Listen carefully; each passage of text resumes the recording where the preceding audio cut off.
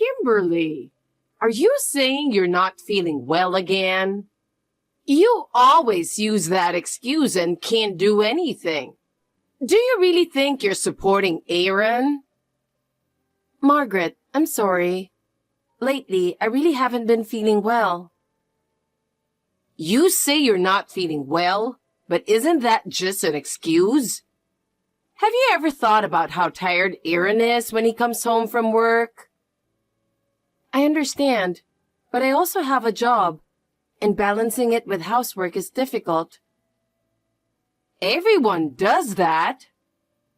Yes, you're right. You're always making excuses. Do you really care about Aaron? Do you realize you're being a burden to him? I'm trying my best not to be a burden, but my body really hurts. All you do is complain about how hard it is. Show some determination. Don't you feel sorry for Aaron? A wife who can't do housework or work is as good as useless. When you say it like that, I don't know what to do. Stop blaming your health. If you don't pull yourself together, Aaron will just have more to deal with. Do you understand that? Yes, I understand. Always using your health as an excuse. How selfish can you be? If you really loved Aaron, wouldn't you want to make things easier for him? Of course, I care about Aaron, but... No buts. If you don't get your act together, Aaron will break down. While Aaron is working so hard, what are you doing? I do want to support Aaron who works so hard. You need to be willing to make sacrifices for Aaron. But when I'm not feeling well, I just can't manage. Can't manage? That's not even an excuse. Are you planning to abandon him? I have no intention of abandoning him. Then you need to make more effort for Aaron. Otherwise, you can't truly be considered a part of this family. Yes, I'll try harder. Of course. If you were more dependable, Aaron wouldn't have to suffer. If Aaron is struggling, it's your fault. Understand that. Yes, I understand. Saying you're struggling won't solve anything. Stop causing Aaron any more trouble. Aaron, I have a request. Could you listen? It's about dinner. I'm really sorry since you work so hard, but could we have store-bought food for dinner tonight? I'm sorry. What's wrong? It's rare for you to say something like that, Kimberly. Usually you say, it's too high in sodium and won't let me eat that kind of food at all. I still feel that way, but I'm really not feeling well. Wait, Kimberly. Could it be that you're pregnant? That would be amazing if it were true. I checked with a pregnancy test, but it was negative. So I'm not pregnant. I got my hopes up, but it seems it's not that. I see. Maybe you've caught a cold. It's the changing of the seasons, so that can happen. It's a time when people get sick easily, so don't push yourself. Well, I'm not sure. I'm not coughing, but my body feels sluggish. I don't have a fever, so it's not a cold. What about your temperature? If you have a fever, you should go to the hospital right away. I'll go with you. I don't have a fever, so I can't say it's a cold. But I just can't shake this fatigue. Every day feels exhausting and unbearable. Then it's probably fatigue. You've been really busy with work lately, and you've barely had time for me. Stop making those snide remarks. It's not that I want to be this busy. But you've been ignoring me completely lately. I know you're tired, but I'm lonely too. I'm sorry. Maybe work has been too much. I'll take some paid leave and try to rest. I hope that will make me feel better. Really? Maybe I'll take some leave too. Then we can finally go somewhere together. I'm saying I'm not feeling well, and you're thinking about that? I just want to rest right now. If you take a day or two off and rest, you'll feel better, right? Then we can have a fun time together. It'll be a nice change and will lift your spirits. I hope so. But right now, my body feels so heavy and I can't move. I'm sorry, Aaron. Kimberly, did you feel better after some sleep? You took your medicine too, so you should be feeling better by now, right? Well, not really. What? You slept so much. You slept instead of going on a date with me. I still feel sluggish. I didn't have a fever, so I didn't go. Maybe I should see a doctor. Wait a minute. What? Before that, let's get insurance first. We don't know what might happen in the future, and it's important to be prepared, especially when you're not feeling well. Insurance? What kind of insurance are you talking about? Do we need something special? Health insurance and life insurance. Both are important, and we should be prepared now, especially life insurance. Wait, hold on. I understand health insurance, but why life insurance now? My mom said that if you get seriously ill, it becomes difficult to get insurance without conditions, and the premiums go up. So we should consider it now. Especially with life insurance, once you get sick, you might not be able to get coverage until years after the treatment is complete. I think it's wise to get it before going to the hospital. It gives peace of mind. You mentioned before that we should think about insurance soon, right? Now is the time. That's true, but can we really get insurance so suddenly? It feels rushed and makes me uneasy. Don't worry. If nothing happens within 2 months of getting the insurance, you'll be covered if you get sick, so you can relax. Wait, hold on. Does that mean I shouldn't go to the hospital for 2 months? Isn't that too risky? You said you just feel a bit sluggish, right? You can handle that for 2 months. It'll be fine. We'll manage. But I'm still worried. What if something happens? Kimberly, you're still young. It's probably nothing serious. Besides, you'll likely feel better in 2 months. That might be true, but my worries aren't completely gone. Then let's go and finalize the insurance contract right away. I've already made an appointment with the agency. I've prepared everything for you. You're really enthusiastic about this. Of course. I'm worried about you, Kimberly. The thought of not being able to help you because of money if something happens. Thinking about it, I can only sleep at night.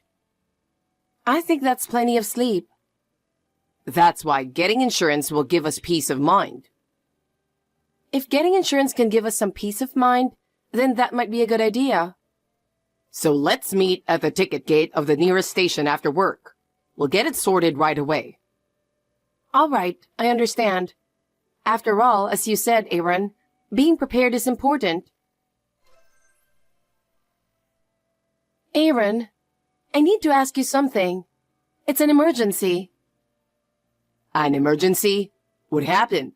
Is something serious going on? Please come to the hospital right away. The doctor needs to talk to you. I need you to come now. Me? Why does the doctor need to talk to me?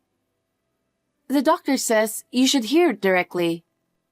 Do I really have to go? I'm in the middle of a video game and can't just stop. They found cancer, and it's pretty advanced. What? Are you serious? You can't just drop that on me. It's spread to various parts, and the doctor says, given my age, it's progressing quickly.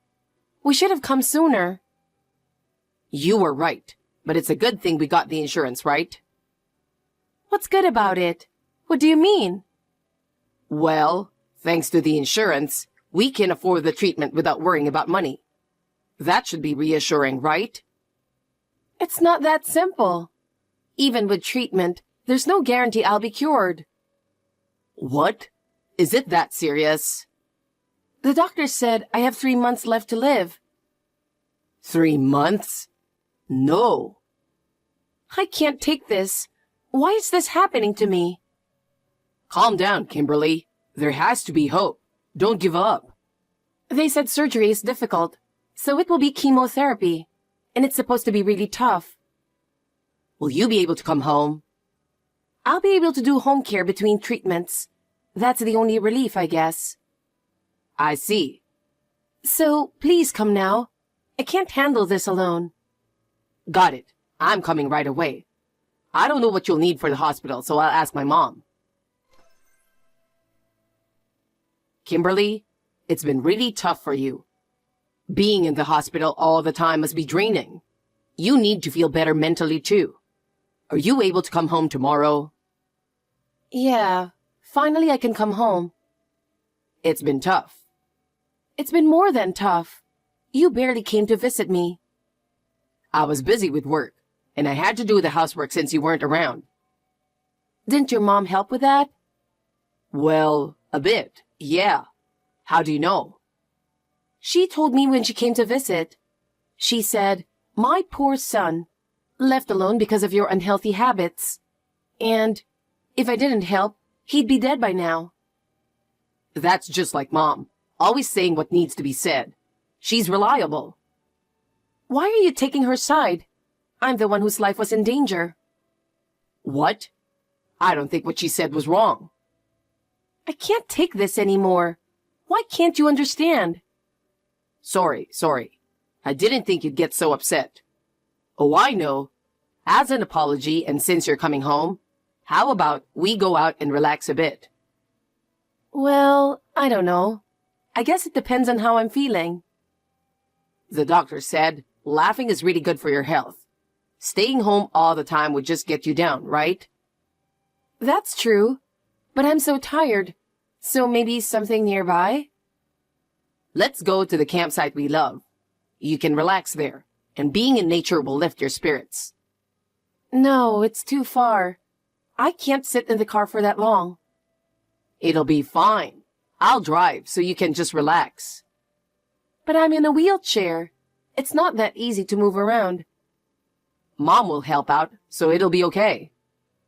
Your mom is coming too? More hands will make it easier, right? It'll be more reassuring, and we can handle anything that comes up. Then I'd rather pass. I don't want to have to be considerate at a time like this. You don't need to worry about that. We'll all have fun together. Didn't you say you felt like you were going to die from nerves when we went out with my parents? That was because your parents are very strict. Mom is nothing like that. Well, if we're talking about that, even while I was in the hospital, your mom made snide remarks at me. She did it because she cares about me, and she cares about you too. This conversation isn't going anywhere.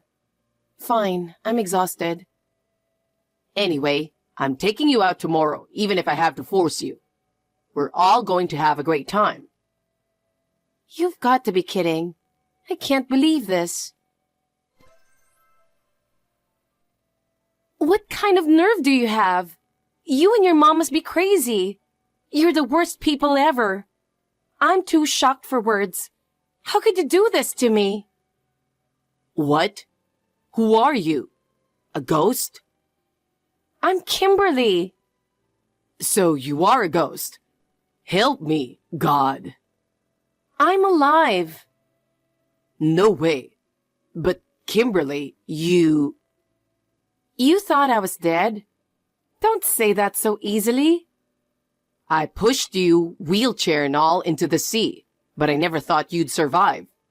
It was a height no one should have survived. You and your mom pushed me into the sea, right? Did you forget that you planned and executed it? There's no way we'd do something so horrible. We would never do such a thing. Yes, you did. I experienced it firsthand. I will never forget your faces. Do you have any proof? If you're going to say that, show me proof. I can't believe you without evidence. I'm the one who was pushed. Isn't that enough proof? Isn't my presence here enough proof? That doesn't make any sense. You took me to a cliff with no special memories, then suddenly pushed my wheelchair, sending me over the edge. I'll never forget the terror I felt. We didn't do that. We'd never do something like that.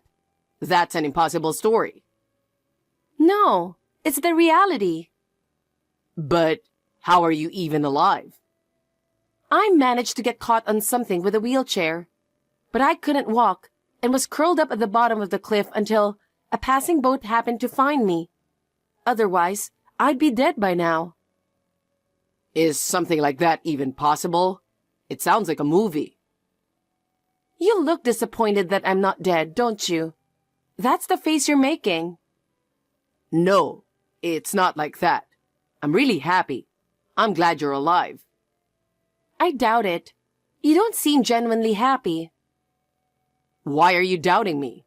I was really worried. You fell from the cliff. Do you know how shocked I was? Every day was a nightmare. I don't believe you. Actually, you seem more shocked now that you know I'm alive. Seeing your attitude, that's what it feels like. Why would you say that? Consider my feelings too. Well, after finding these messages on your phone, what else am I supposed to think? Explain this. Huh? What are you talking about? What messages? There's no way those exist. Mom, can I talk to you for a minute about that matter? Aaron, how did it go? I talked to Kimberly about the camping trip for tomorrow. Did she agree? Did she really accept it? She was reluctant. She wasn't very keen, but I managed to persuade her to go. Well, that's fine. As long as we get her in the car, it's all good since she's in a wheelchair. Once we have her in the car, everything will go according to our plan. You've made sure the insurance is in place, right? That was my only concern. You didn't miss anything, did you? Yeah, everything is perfect. It's all going according to plan. The insurance is fully set up. Okay. Now that we've cleared the 2-month waiting period for the life insurance, there are no issues. Everything will go smoothly. Next, we need to carefully guide her towards the cliff. That's the critical part. Exactly. This way we'll get a lot of money. Our lives will become much easier. But what if we get caught? I'm really worried. If our plan gets exposed, it will be a disaster. We won't get caught. That's why we chose the memorable campsite, right? The plan is perfect. There's nothing to worry about. But there are no memories associated with that specific cliff. That concerns me. People might get suspicious. Just say there are. No one will doubt it. A wife sensing her aunt, heading to a place filled with memories with her husband, and then having an accident. It's a perfect story. There's no room for suspicion. Really? I still feel a bit uneasy. Stop being so indecisive. But your worries don't matter.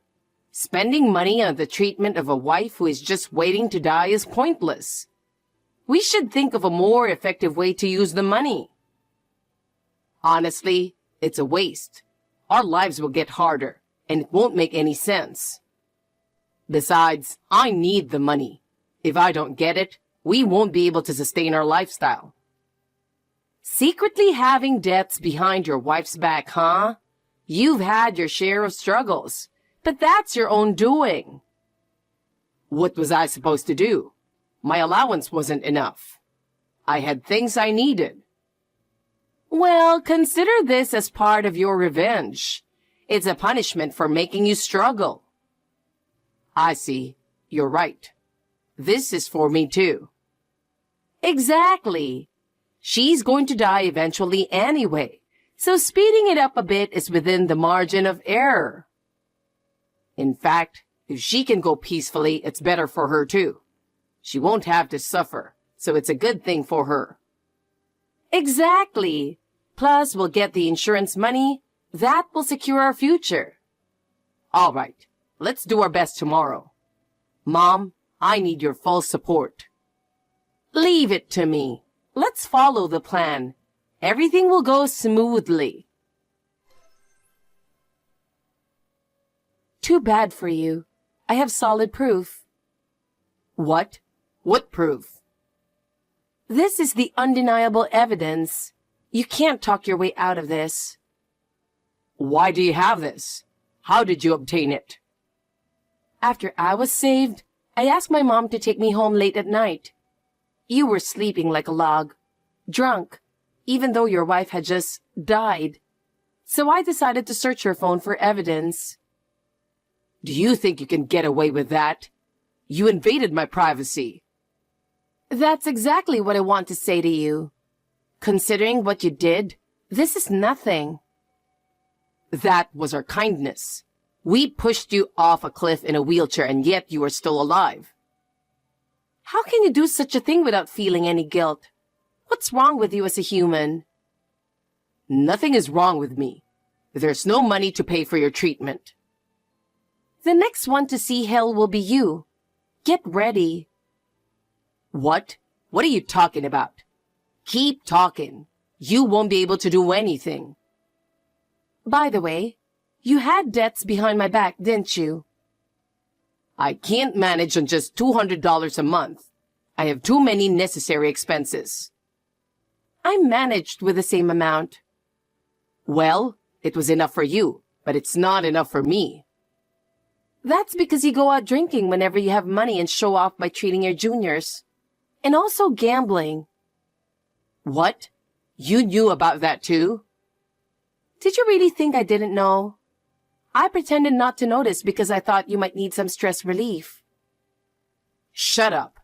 Anyway, I'm not paying for your treatment anymore. Do it with your own money. That's exactly what I'll do. And by the way, I'm divorcing you. That's what I wanted all along. Now I don't have to take care of you anymore.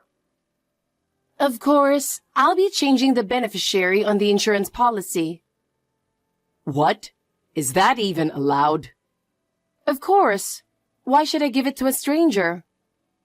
That's ridiculous. I signed the contract so I would get it. It's my contract, so I can change it anytime I want. This can't be happening. This ruins everything I planned.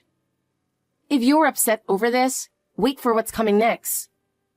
What do you mean by that? Guess where I am right now. Your parents' house? Nope. Then where? The police station. What? I was almost murdered, remember?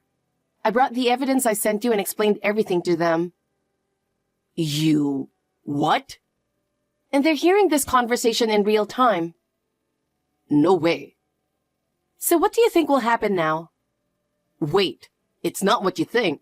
You got it wrong. They're already preparing to arrest you and your mom for attempted murder.